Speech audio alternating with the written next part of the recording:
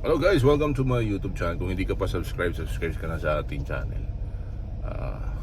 Kay Soto, kung sakaling talaga mag-blossom yung sa next na last na ano natin $400 million. Yun kung maging stardom siya. Ngayon yung kay Kit Jimenez, ewan ko ba, mas pinagpalit pa nila kay Teng, yung anak nung Alvin Teng, siguro dahil sa pakisama. Pero sa tingin ko mas magaling si Kit Jimenez, pero wala na sa lineup. Kung bakit, I don't know, nag-sign siya ng contract. I don't know if, ewan ko, mas magaling si Kit Jimenez. Gusto ko mas makita pa si Kit Jimenez kaysa kay Teng. At kay Brownlee,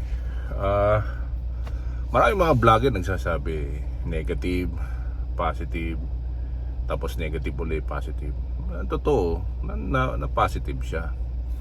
Ngayon, hindi pala lumalabas yung final result kung siya ay maglalaro sa PBA. Kasi pag dumating na yung result noon, hindi natin makikita sa PBA. Kaya naghahanap ang Ginebra ng replacement. Ayan. At si Kay Soto, siguro mga 3-4 na araw na lang makikita natin ulit sa B-League. At hayaan lang natin ang bata. Sa mga nagbabash sa atin na papuputol daw yung daliri kung magkatotoo yung $400 million. Sana intindihin nyo yung content. Yung content ay kung magiging stardom siya, yun yung pwede maging total ng pwede niyang kitain sa NBA. Hindi pa rin naman nakakatungtong sa NBA. Wala pa rin. Kaya lahat ano pa rin, nga. Ayan lang yung update natin sa mga Pilipino na nasa Professional Basketball League na naglalaro international.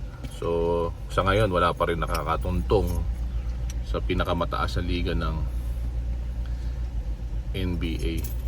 Kaya patuloy lang natin na suportahan ang ating kababayan na si Kay Soto. Kaya kahit si Justin Brownlee na American, pero nagbigay siya ng karangalan after 61 years nakakuha tayo ng ginto. So tuloy-tuloy lang natin yung mga kaganapan sa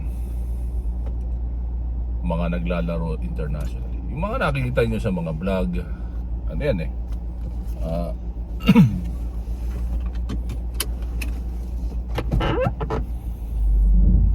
mga nakikita nyo sa mga vlog, ano yan, siyempre mga nagbabalita rin yan ng mga kaganapan at supportahan nyo rin yan.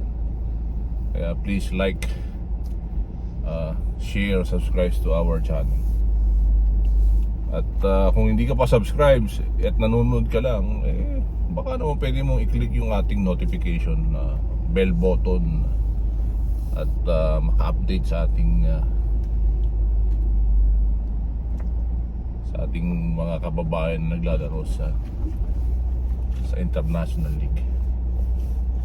So makita natin kung si Kit Jimenez maglalaro sa MPBL o maglalaro sa San Miguel Beermen. Pero parang ang pinalit si Teng.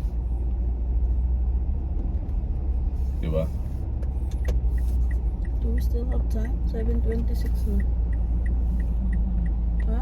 Yeah.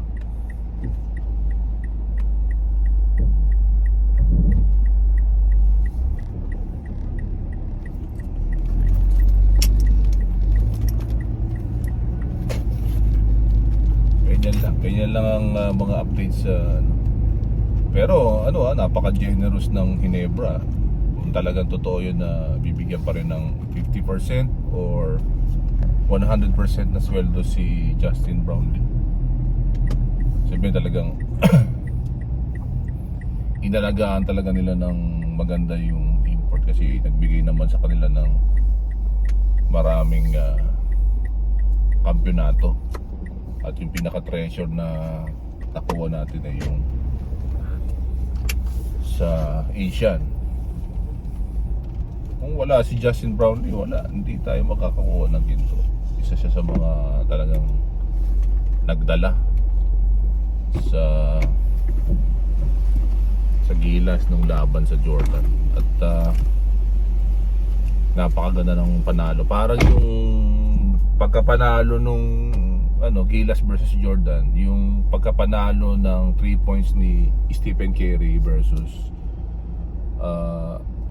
Kings, Sacramento Kings, na talagang puro magagandang shooting yung pinakita ni Stephen Curry para buhatin ang